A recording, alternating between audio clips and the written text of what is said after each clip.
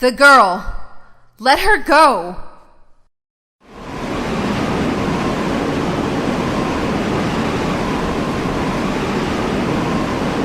Shut up! Come closer, and I kill her! Sorry, but you're not gonna get the chance.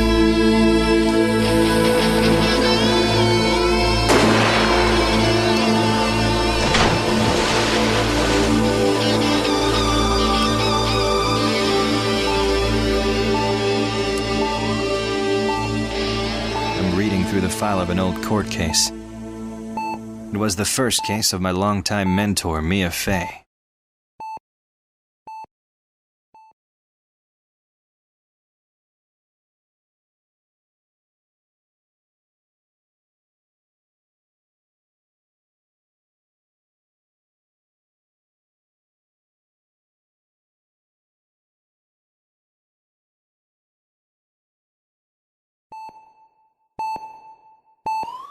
Her very first client was a death row inmate who had recently broken out of prison.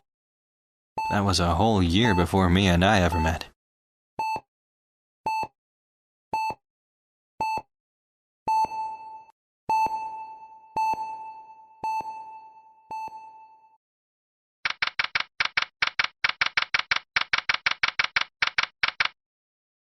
I'm so nervous. I feel like I'm going to die. I never should have accepted this case.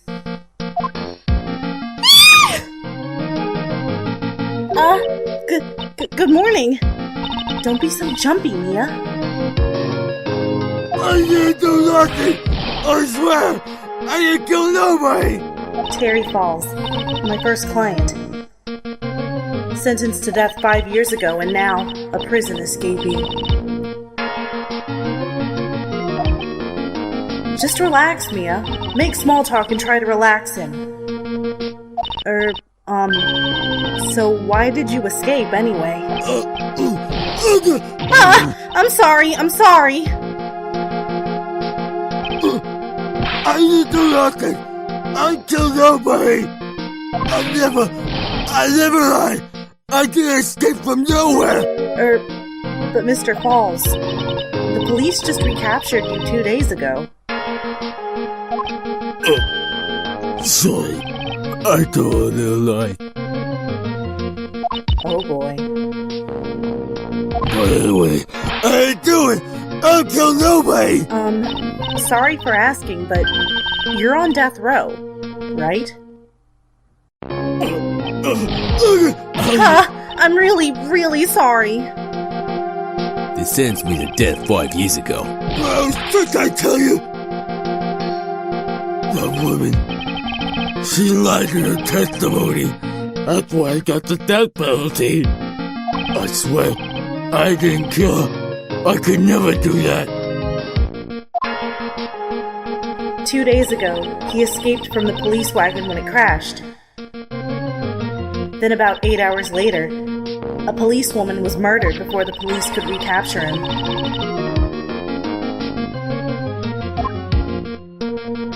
The police believe that Terry Fawles did it.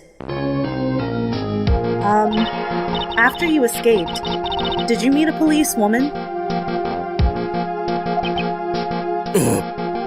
Yeah, I did. She's the reason I escaped. So that much is true. He did meet with the victim.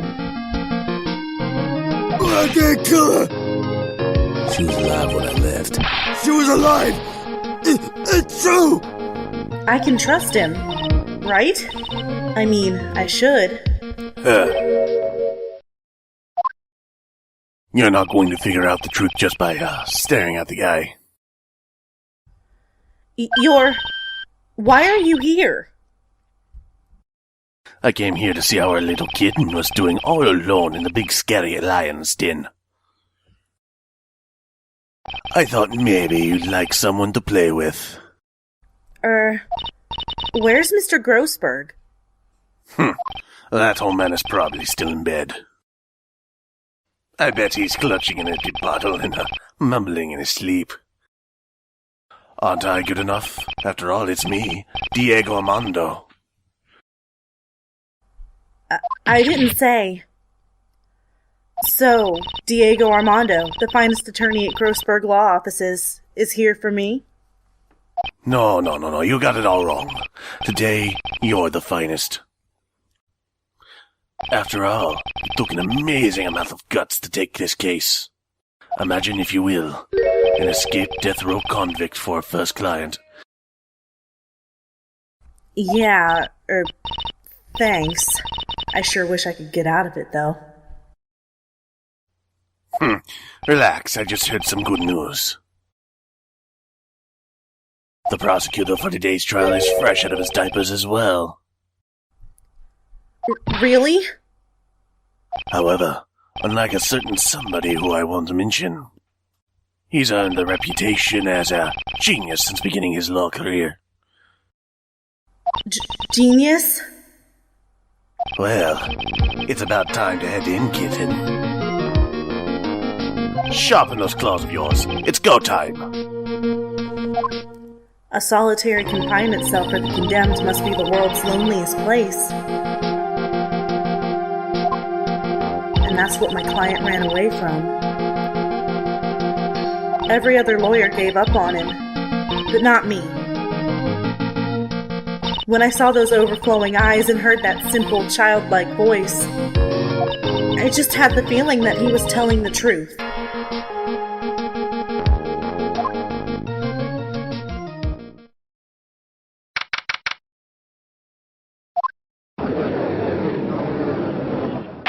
Court is now in session for the trial of Terry Fawles. The defense is ready, Your Honor. The prosecution has been ready for a while, Your Honor. I understand the lawyers for both sides are newcomers? Yes, Your Honor. I'm Mia Fey. Miles Edgeworth, Your Honor. So you're the new prosecutor everyone is talking about, eh? And they say you joined the prosecutor's office at quite an early age. At 20, Your Honor. I guess our little kitten hasn't earned herself much of a reputation yet, huh? Come on, Mia. You can't lose. Not to someone younger than you.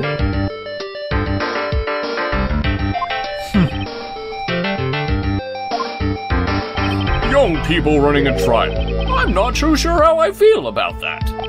Now then, the defendant in this case is currently a felon on death row. 2 days ago, he escaped from a police wagon. Is that correct? Precisely. But the defendant is not on trial for escaping prison. On the day the defendant escaped, a policewoman was murdered. So we're here to determine if Mr. Fawles was responsible for her death. You got it, kitten. Well then, Mr. Edgeworth, let's hear your opening statement. Yes, Your Honor. It was 5 years ago. The defendant, Terry Fawles, was sentenced to death in this very court. His crimes were kidnapping, extortion, and murder. The girl he threw off the bridge was only 14 years old. A truly horrible crime. I remember it well. There was no decisive evidence, so the trial was long and protracted. Correct. But in the end, what finally decided the case was a certain witness's testimony. A witness's testimony.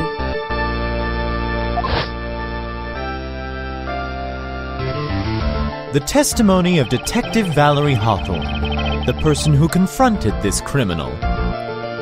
She arrested Mr. Fawles at the scene and later testified against him. She said she witnessed Mr. Fawles throw his young victim into the river. For those who are not aware, Eagle River is well known for its powerful current. Most bodies that fall in are never recovered. So Miss Hawthorne's testimony was the one that put him away. The policewoman you just mentioned, that wouldn't be... Exactly. The victim, the same woman that was killed 2 days ago, Police Sergeant Valerie Hawthorne. Aha! I see. The man who was sentenced to death based on her testimony escaped 2 days ago, with only one thing on his mind: to take revenge against the woman who convicted him.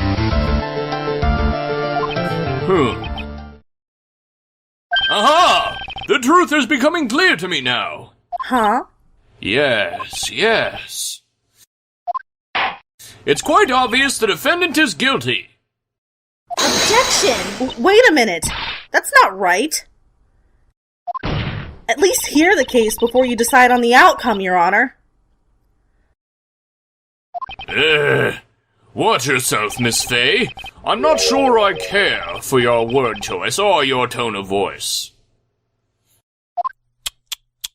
Young people these days simply don't know how to respect their elders. Why, you're even younger than me, you hypocrite. Now then, Mr. Edgeworth, please call your first witness. I call the detective who was in charge of the initial investigation of this case.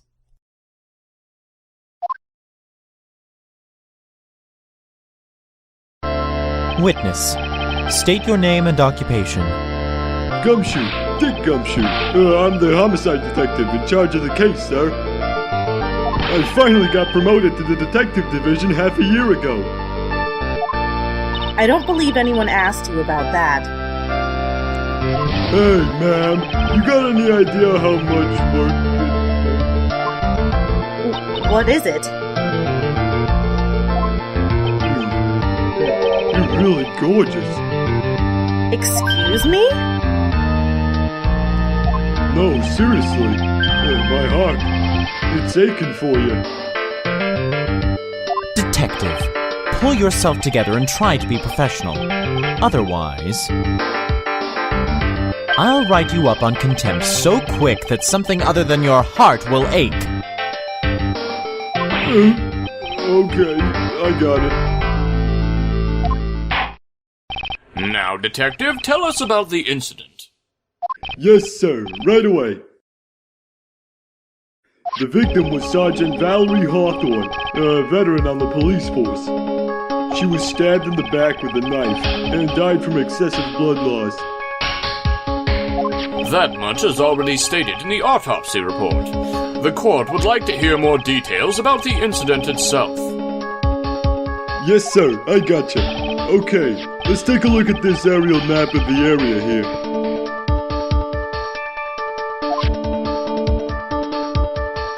This is a sketch of Dusky Bridge, an old suspension bridge. And the river that runs under there is Eagle River.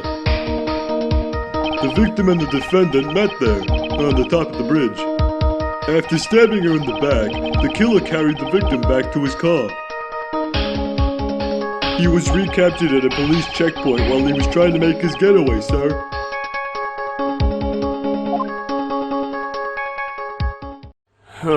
I see. Was the victim's blood found on the bridge? The victim, Sergeant Valerie Hawthorne, was wearing a thick coat, sir.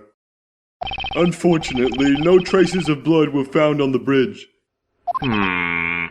Mr. Edgeworth, I warn you that I absolutely despise conjecture. If there is no blood on the bridge, then you have no proof that they even met there. Your Honor. If you would listen to the testimony we have prepared, I'm sure you'll be convinced. The two of them most certainly did meet on the bridge that day. Why, Mr. Edgeworth, I'm not sure I like you wagging your finger at me as though I were some hooser. Detective, proceed with your testimony. Yes, sir. Here we go, Mia. Hang on. Okay, now, listen carefully, kitten. One little mistake, and this guy will drink you for morning tea. Trust me and get ready. I hope nobody skips this next line. Damn it. Sergeant Hawthorne went to Dusky Bridge at the designated time and met with Mr. Fawles. And that's where she was brutally murdered, sir. the criminal stuffed her body into his car trunk and tried to make a getaway. Mr. Fawles was arrested at a police checkpoint we set up at the base of the mountain. Well, you certainly have established the importance of the bridge. Naturally. Now, would the defense please hurry up and proceed with the cross-examination? Yes, Your Honor. Cross-examination. Coming right up.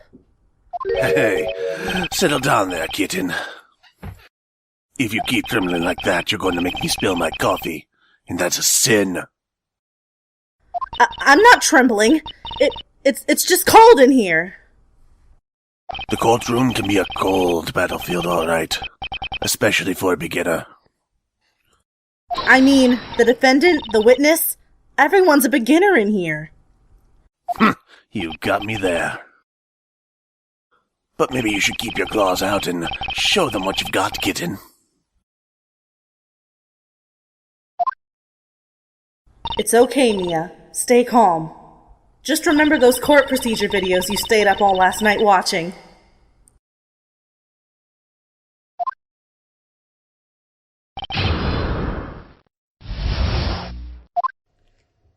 So Gumshoe says an unknown person phoned the sergeant and asked to meet. Hawthorne went to Dusky Bridge. Okay, let's get some more information off this guy. This unknown person, you have no idea who it might be, right? Sorry, but I'm afraid I do. What? The one who called Sergeant Hawthorne was the defendant, Terry Fawles. What? The defendant? The defendant called her? Sergeant Hawthorne was a very thorough person, sir. She left a note about her phone call with Mr. Fawles. A note? Yeah, a top-secret memo she left on her desk.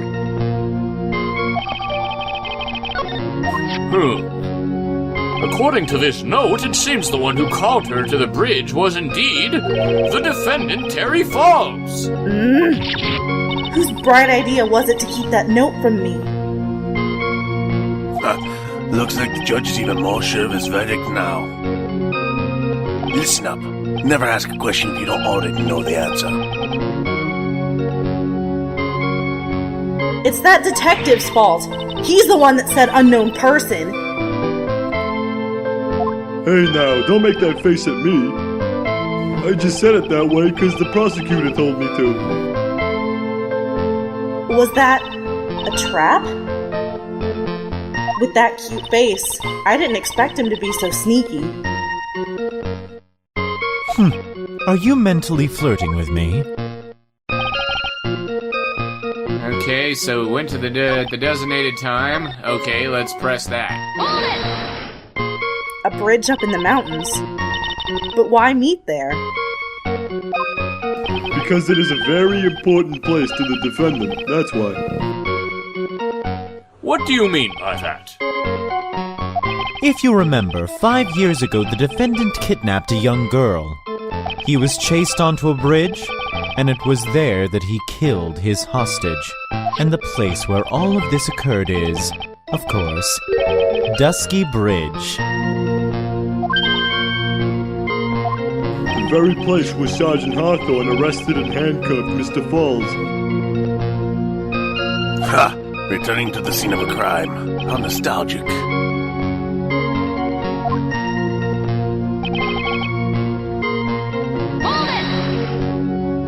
Was the body of the victim discovered right away? Yeah, we were really on the ball. We found the criminal within 1 hour of the murder. Oh, it was great. We even got to say, "Don't move, or we've got you surrounded." Wait a second. Isn't there something weird about that? The location was a suspension bridge up in the mountains. So how did they find out about the crime so quickly? Sergeant Hawthorne must have mentioned the phone call to someone else, right? Ha! If that's what had happened, then she wouldn't have been killed. She never mentioned the phone call from Mr. Fawles. but she left a note on her desk about it. Well, if only I had noticed it earlier. Maybe she'd still be alive. I wonder why she didn't mention the phone call to anyone.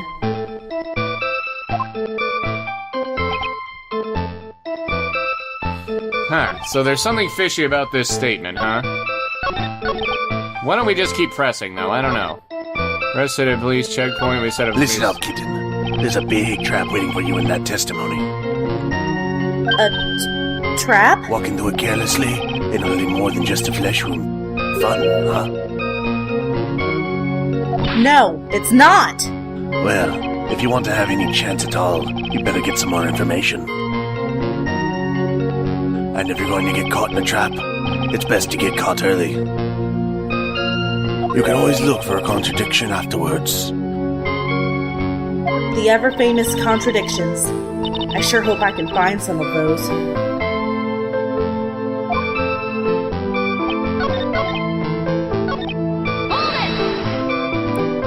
Mr. Fawles had a car then.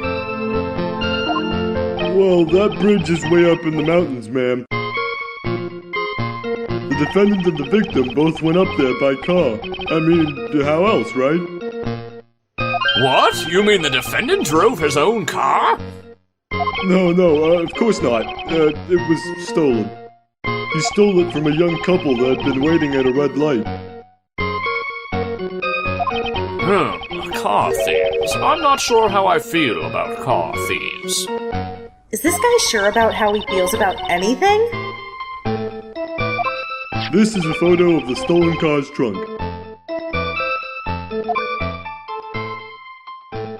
Naturally, that's the body of Valerie Hawthorne in there.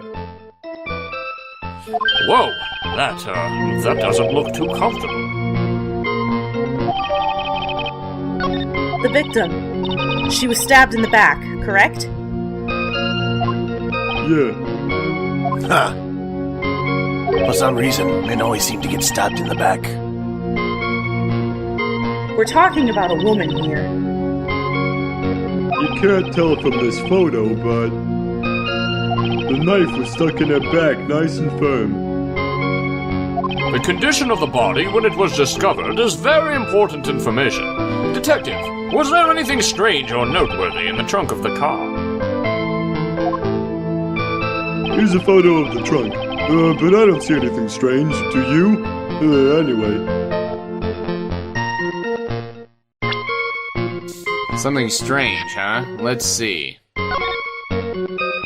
She doesn't have her scarf. That's a problem. What about this? No, it wouldn't be on the map. What about the autopsy report? Stabbed with a knife in the back.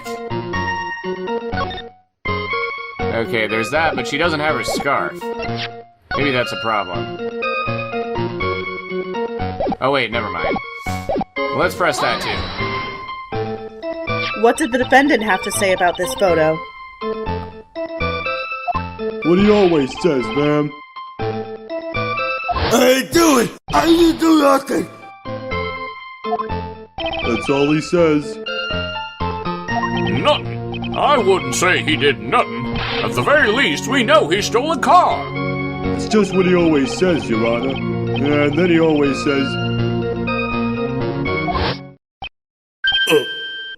Sorry, I told a little lie. Or something like that. Well, in any case, it seems he was caught and arrested. Precisely.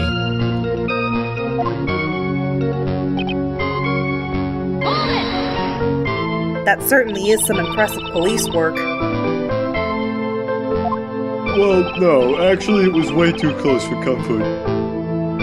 We set up that checkpoint just after 5 p.m. We figured that Mr. Fawles might just try to run. What do you mean it was too close for comfort? The two of them arranged to meet at 4:30 p.m. And it takes approximately 30 minutes to go from the bridge to the checkpoint. That was kinda close. Any later and Mr. Fawles could have slipped right by. Listen up, kitten. There's a big trap waiting. Wait, what? We never talk anymore!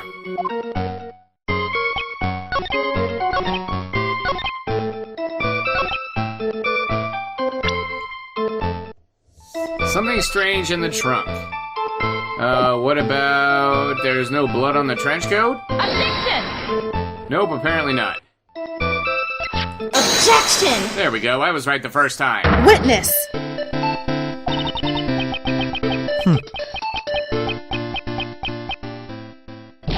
What is it? Do you have something to say, Miss Fay? I'm sorry. I totally forgot what I was going to say. This is the first time I've ever had to actually address someone like that. You should have practiced before coming to court. Honestly, Miss Fay, I'm not sure I like this. Say there, little kitten. Want a piece of my coffee candy? Candy? Well, you're still too young to drink real coffee. Huh? Come on, Mia. Shake it off. You're a lawyer. Detective. Yes, ma'am. This photo. You said that there was nothing peculiar about it. Is that correct? Yeah, that's what I said. Well then, I suggest you take another look at the note written by the victim. The note? It very clearly says, wear white scarf for identification. The caller must have forgotten what the victim looked like, thus this special request. I have one very simple question for you, Detective. Where's the white scarf? I can't seem to find it in this photo. Well, to be honest, we didn't find it in the trunk, ma'am. And you stopped there? You should have looked for it!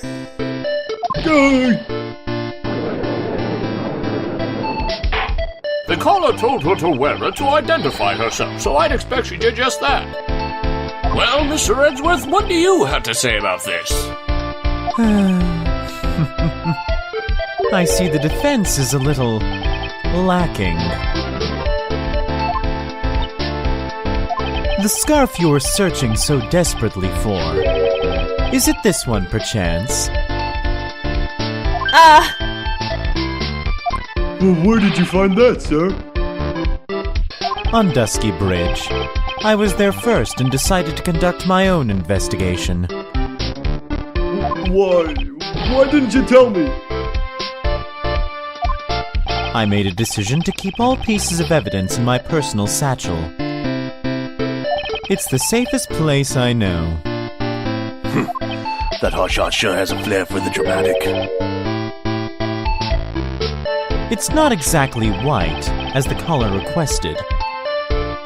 But as you can see, it's close enough for what it was intended for. Looks like it spent some time in the mud. Not surprising. It was drizzling on the mountain that day. Prosecutor Edgeworth. He was intentionally hiding that scarf the whole time.